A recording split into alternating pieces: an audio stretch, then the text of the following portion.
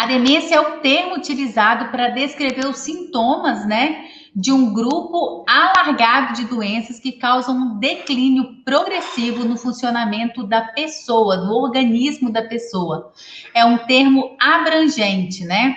E esse termo, ele inclui perda da memória, perda da sua capacidade intelectual, perda do raciocínio, perda das competências sociais, perda de alterações de reações emocionais normais.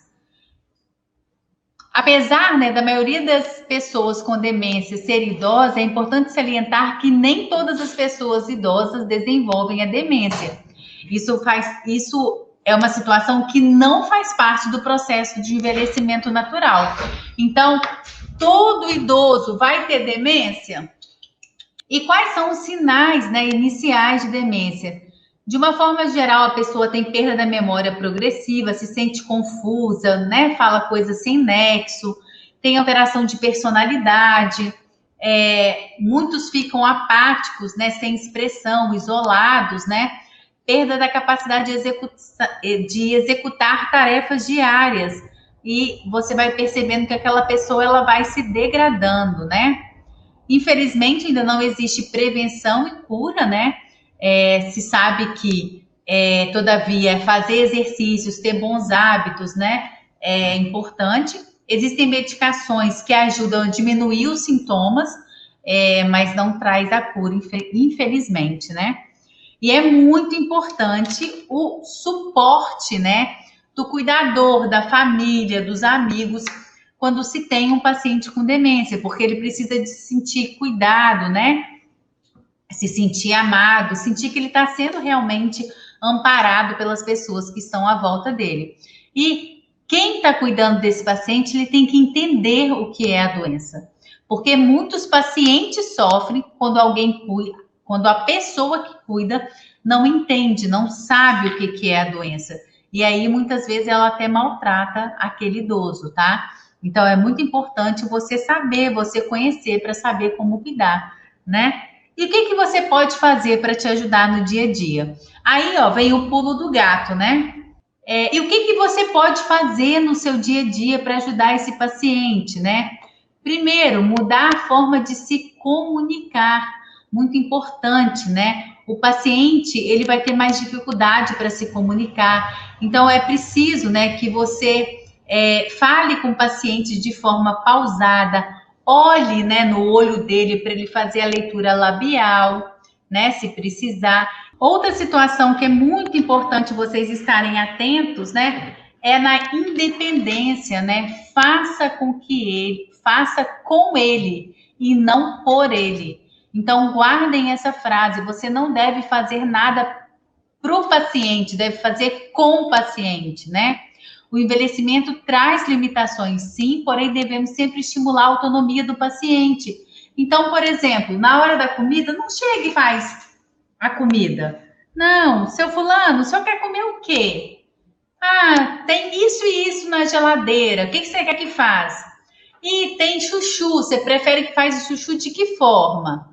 E aí, se ele não fala nada, você fala: você quer refogado? Você quer que faz um purê de chuchu? Como que você deseja o chuchu? Você vai estimulando a memória desse paciente. Na hora do banho, deixa ele tomar banho, deixa ele lavar o que ele consegue. Depois você vai só vendo se está tudo certinho, né? Ou às vezes nem precisa, porque você já viu que ele tomou o banho direitinho. Ou de repente você lava, sei lá, só os pés, né? Que para ele é mais difícil, ou só lava a cabeça. Dê independência, claro, com segurança, mas tente dar o máximo de independência possível para o idoso, tá? Cuidando sempre, que eu acabei de falar, da segurança dele, né? Por quê? Devido à diminuição, né, da visão, da audição, né? Ele tem maior instabilidade da marcha. Então, é essencial que você cuide, né, para evitar quedas. Às vezes, uma queda pode ser fatal. Então, tira tapete da passagem, o piso molhado não vai com o idoso. Objetos, né? Tem casa que tem tanta coisa na passagem que às vezes até você que não tem, né, nenhuma dificuldade, você cai. Então tenta deixar esse ambiente mais amplo, né? Eu sei que tem muito idoso que tem mania de que não gosta, né? Que mexe nas coisas dele, que não gosta que mexe, né, no cotidiano dele, não quer que tire o móvel do lugar, mas sempre que for possível, né, tente afastar para a passagem ficar livre para esse idoso, ok? Outra preocupação é ter regras, né, para alimentação. Então, sempre procure oferecer as refeições em locais tranquilos, com o mesmo horário, porque aí o organismo ajuda a ter fome naquele horário, né? E aí o paciente sabe que naquele horário é para fazer isso. Na hora da alimentação, gente, tentar ficar com o paciente ali sozinho, né? Tem cuidador que coloca o paciente para comer, fica no telefone, ou então liga a televisão, ou então faz não sei o quê. É muito estímulo para o paciente. Ele tem demência, ele não está nem entendendo direito o que ele está fazendo, qual é a ação dele, tá? Ter empatia com esse paciente. Empatia é o quê, Irlane? Se colocar no lugar dele, né? Não é que o paciente está agitado, que está agressivo com você, não é que ele é grosso com você, não é que o paciente vive nervoso, né? É a doença que causa esses sintomas, tá?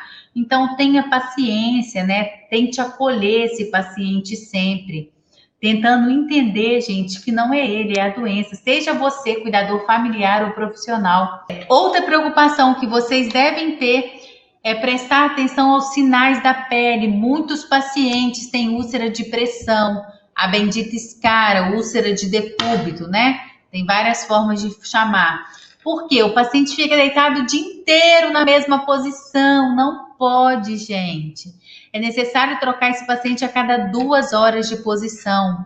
Se preocupar de olhar a pele desse paciente na hora do banho, de hidratar a pele desse paciente, hidratar com água também via oral, tá? E em casos de alguma ferida, se preocupar de levar esse paciente ao médico para poder ver qual medicação que vai usar, tá bom? Que vai utilizar. E o que você pode fazer para ajudar no dia a dia, nessa reabilitação cognitiva do paciente? Como que você pode ajudar? Existem alguns tratamentos não medicamentosos, né, que vão ajudar no dia a dia. Quais tratamentos? Quanto mais estímulo, melhor. Isso vai ajudar na promoção da saúde desse idoso, na conscientização, vai retardar a evolução da doença, né? Estimular as áreas que estão mais comprometidas, estimular as atividades da vida diária, você estimulando o paciente para ele fazer o máximo de atividades possíveis, né? Incentivar o autocuidado e a independência. Então, sempre que for possível, você vai estar estimulando o quê? A independência desse paciente. E eu vou dar algumas dicas super bacanas para vocês agora, tá? Muito importante, né, nessa reabilitação cognitiva, é reabilitar as funções cognitivas e psicomotoras. Então, você vai estimular o máximo que você puder o cognitivo desse paciente, a motricidade, os movimentos, os exercícios, as atividades da vida diária. O que são as atividades da vida diária? O que ele faz no dia a dia? Comer, beber água, tomar banho, ir ao mercado, ir dar uma volta na praça, fazer suas necessidades, ir ao banheiro sozinho, né? Se limpar, comer sozinho. São as suas atividades da vida diária. O que ele faz no dia a dia dele, né? Então, a gente tem que estimular isso o máximo que a gente puder.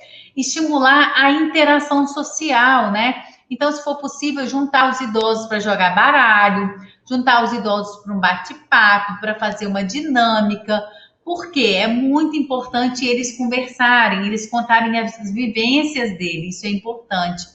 Estimular a afetividade. Essa afetividade, gente, o que acontece? Muitos idosos, né, eles vão se sentindo incomodados. Por quê? Porque às vezes eles ficam se sentindo excluídos, se sentem abandonados, né? Então eles ficam se sentindo como se fosse fora do contexto, né? Como se ele não fosse pertencente mais àquela família. Então a gente tem que estar estimulando sempre esse paciente para que ele possa se sentir querido, para que ele possa sentir que ele faz parte do contexto familiar, né? Então, é muito importante. A catarse, o que é a catarse, tá? Vou só ler na íntegra aqui o que é, que algumas pessoas já colocaram aí que não sabem o que é. É a liberação do que estava reprimido ou sensação de alívio causada pela consciência de sentimentos ou traumas anteriores reprimidos. Ato de liberdade produzida por certas atitudes, principalmente representado pelo medo e pela raiva. Então, o que você vai fazer? Estimular esse paciente o máximo que você puder, para que ele se sinta bem, para que ele não se sinta incomodado, para que ele se sinta liberto, literalmente isso. É muito importante, né? A gente está estimulando o paciente, o idoso, para que ele se sinta bem e feliz, né? Orientar sempre para a realidade, eu vou dar alguns toques para vocês de exemplo sobre isso, tá? Fixar sempre o aprendizado, despertar interesses variados. Então, levar baralho, levar dominó, levar xadrez, levar para ele fazer crochê, levar jogo da memória, estimular esse idoso, né? Vai depender do que ele gostar, é muito importante saber do que ele gosta, né? Ter momentos de recreação, né? E sempre persistir ao tratamento.